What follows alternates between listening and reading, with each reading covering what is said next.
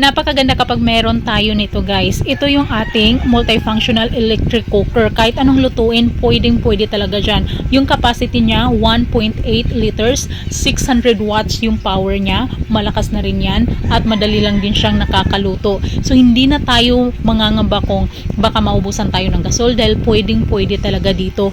Maganda pa yung kanyang design at may palibre pa siyang steamer. Kahit itlog, kahit yung mga morning food, pwede dito, hotdog or ano pa yung mga madalas nating niluluto every morning, 'di ba? Lalo na kung nagmamadali tayo. So hindi na natin kailangang yung gasol, pwede na dito. At pag nagta-travel tayo, pwede rin ganito. Yes, kapag punta tayo sa mga hotel or mga beach, 'di ba? Pwede natin tong dalhin at doon na tayo magluluto.